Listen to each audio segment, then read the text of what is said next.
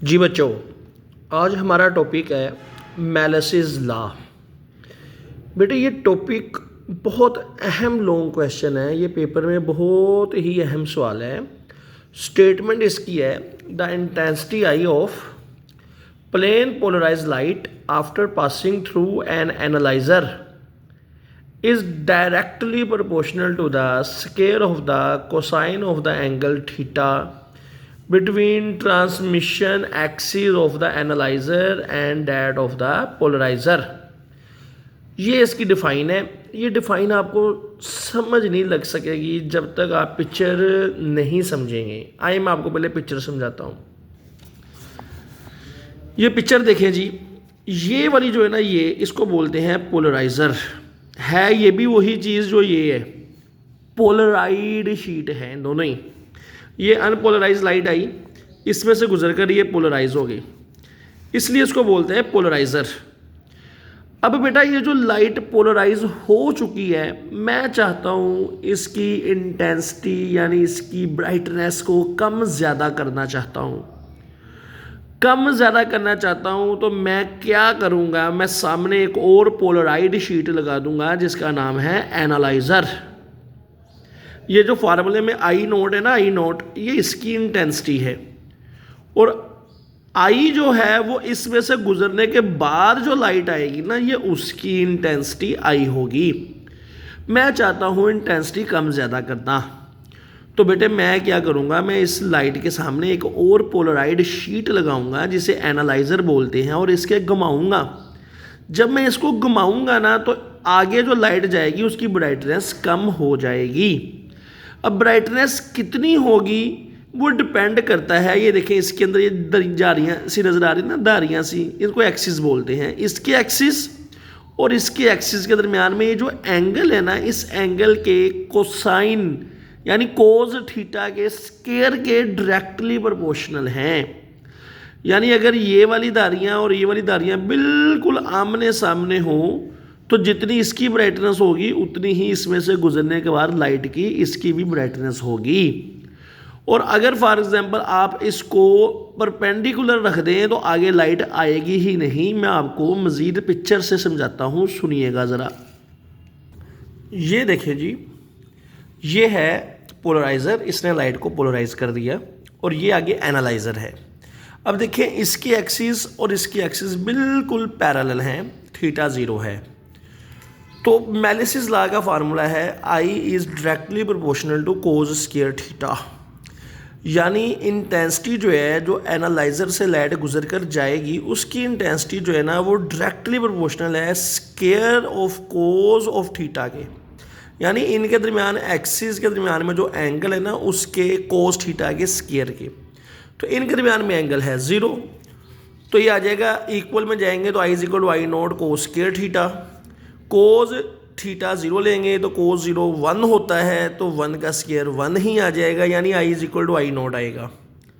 यानी इधर से जो इंटेंसिटी लाइट की गुजर कर जाएगी, इसमें से भी उतनी ही गुजर जाएगी। तो मैलिसिस लॉ हमें असल में क्या बताता है, गौर से देखिएगा। वो इसमें से जो पोलराइज़र से लाइट गुजर कर गई उसकी इंटेंसिटी और एनालाइज़र से जो गुजर कर गई उसकी इंटेंसिटी का आपस में रिलेशन बताता है कि इंटेंसिटी कम ज़्यादा कब होगी, क्यों होगी, कैसे होगी, ये बताता है।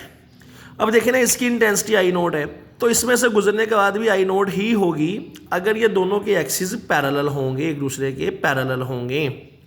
ठीक है। अब आप फ़र्ज़ करें, मैं इसको ऐसे बना देता हूँ। फ़र्ज़ करें आप, मिसाल के तौर पर मैं इसको ऐसे रख देता हूँ जी, ऐसे एक्सिस कर देता हूँ, ऐसे, यानी पोलराइड शीट ऐसे रख देता हूँ। तो अब देखिए ये दोनों आपस में परपेंडिकुलर होगी, थीटा आ जाएगा 90 degree.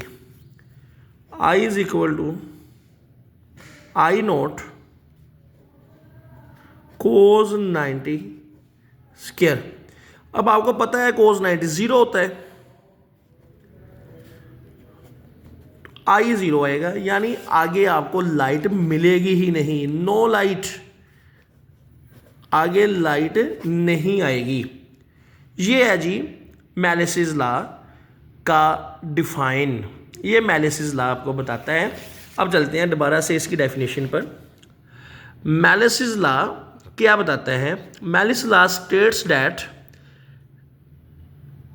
Intensity I of plane polarise light, यानी जो पोलराइजर से गुजरने के बाद जो लाइट है वो फिर गुजरती है एनालाइजर से।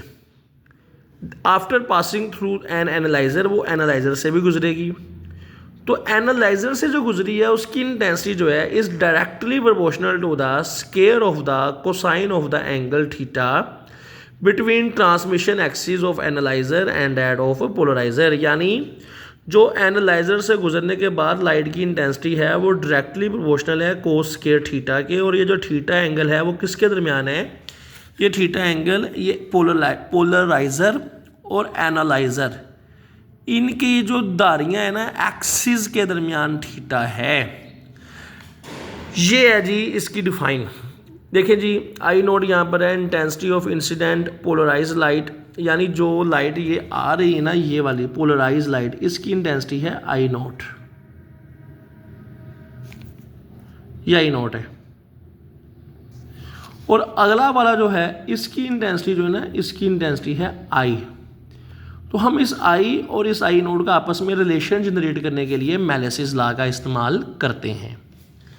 ठीक है जी।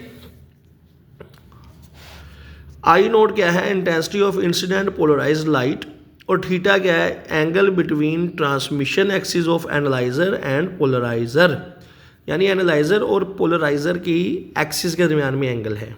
चलिए जी आगे मूव करते हैं। एक्सप्लेनेशन जी, Malus's law give a mathematical relationship between intensity of light incident on the first polaroid called polariser and the intensity of light transmitted through the second polaroid called analyser. यानी इसमें से जो light गुजर कर गई उसकी intensity I note, और फिर वो इसमें से गुजरी इसकी इंटेंसिटी आई। इनका आपस में क्या रिलेशन है? आई का और आई नोट का आपस में क्या रिलेशन है?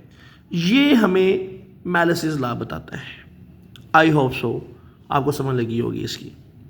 नेक्स्ट मूव करते हैं जी आगे। थोड़ी सी जनरल नॉलेज की बातें हैं कि एनालाइजर जो है ये भी एक पोलराइड ही है, इसको पोलराइजर के बाद में रखा जाता है, और इसको जब हम घुमाते हैं रोटेटिंग द एनालाइजर, जब इसको घुमाते हैं change the intensity of transmitted light, तो जो लाइट इसमें से गुजर कर जाएगी इसमें से उसकी इंटेंसिटी कम ज़्यादा हो जाती है। तो हम इसको यूज़ करते हैं लाइट की इंटेंसिटी को कम या एडजस्ट करने के लिए। और ये एडजस्ट या कम कैसे होती है? ये थीटा एंगल चेंज करके। अगर ये थीटा एंगल 0 होगा तो इंटेंसिटी आपकी जितनी इधर से है उतनी ही गुजर कर इसमें से चली जाएगी। और अगर आप ये थीटा 90 कर दोगे, यानी इसकी ये एक्सिस ऐसे कर दो और इसकी एक्सिस ये ऊपर को कर दो, ये ऐसे कर दो और ये वाले एक्सिस ऐसे कर दो, थीटा 90 हो जाएगा तो आगे लाइट मिलेगी ही नहीं, आपको अंधेरा मिलेगा, लाइट ख़त्म हो जाएगी। यानी आप इसकी इंटेंसिटी जो है ना कम ज़्यादा कर सकते हैं, जो डिपेंड करती है इस थीटा एंगल के ऊपर डिपेंड करती है।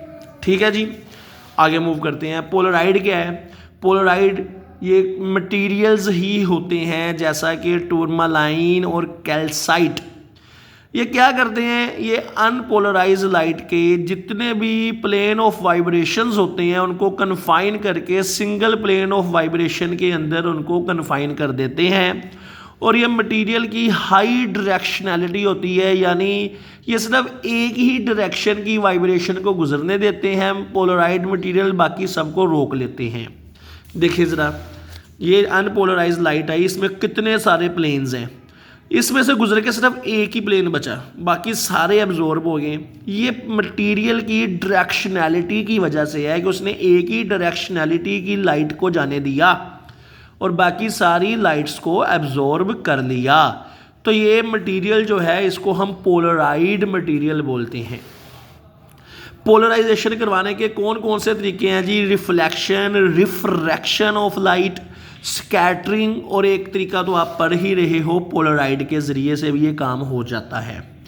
आगे हम चलते हैं जी, इसका एनालिसिस करते हैं, फार्मूला बनाते हैं इसका। फार्मूला एम्पलीट्यूड एनालिसिस जी। एम्पलीट्यूड एनालिसिस में देखते हैं जी, when polarised light of amplitude a naught strike the analyser at angle theta, it split into 2 components. देखें ज़रा ये लाइट, ये हमारे पास पोलराइज्ड लाइट आई, ये आकर इस एनालाइजर से टकराई। ज़ाहिरी बात है, ये देखिए एनालाइजर की धारियाँ थोड़ी सी टेढ़ी रखी हुई है, हमने थोड़ी सी टेढ़ी रखी हुई है। तो ये लाइट इन एनालाइजर के साथ थीटा डिग्री पर आ रही है। तो होता ये है कि इस लाइट के दो टुकड़े हो जाते हैं। इसका एम्पलीट्यूड है A0, तो इसके दो टुकड़े हो जाएंगे, दो कंपोनेंट्स में ये रिजोल्व हो जाएगी ये लाइट दो कंपोनेंट्स में। देखिएगा ज़रा, ये जी लाइट का प्लेन ऑफ पोलराइजेशन है। ये लाइट आ रही थी ऐसे, ऐसे लाइट आ रही थी, और पोलराइजर जो है वो ऐसे पड़ा हुआ है, प्लेन ऑफ पोलराइजर ऐसे पड़ा हुआ है।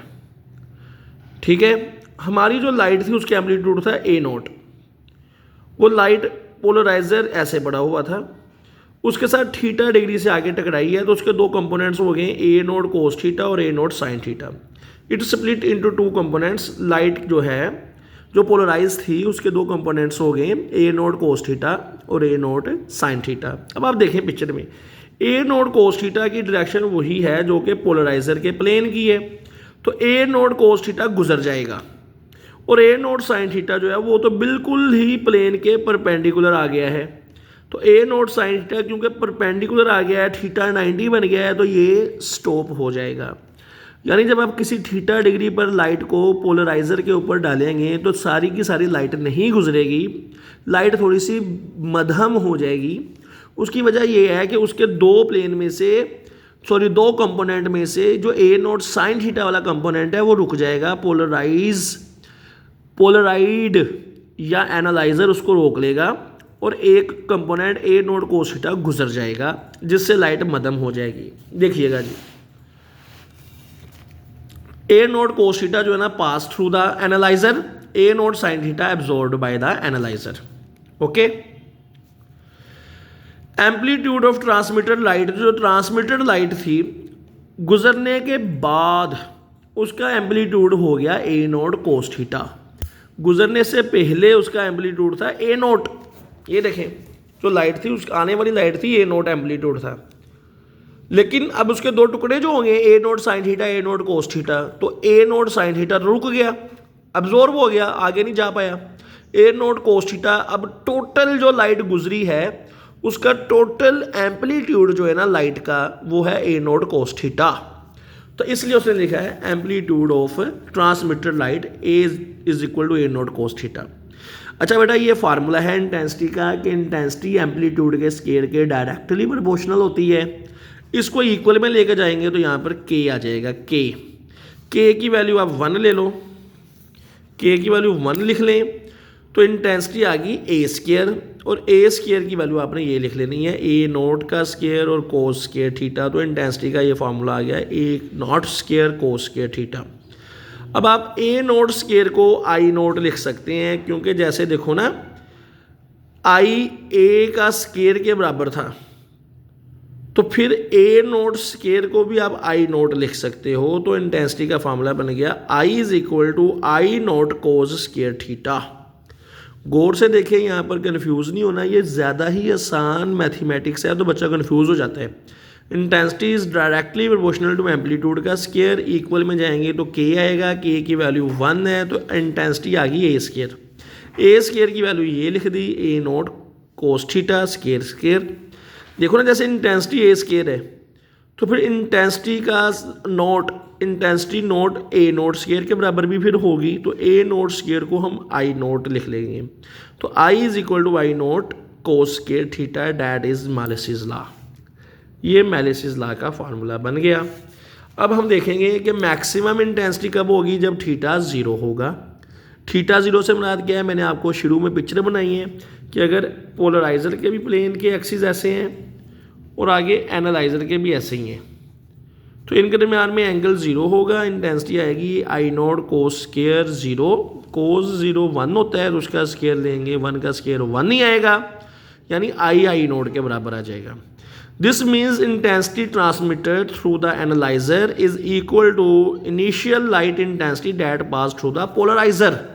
यानी अगर इन दोनों के एक्सिस बिल्कुल आमने सामने हो, यानी ये जैसे ये है ना सीधे ऊपर को, इसको भी ऐसे ऊपर को रख दिया जाए, तो इसकी जो लाइट की इंटेंसिटी होगी इसमें से गुजरने के बाद भी I भी उतना ही होगा, मैक्सिमम इंटेंसिटी।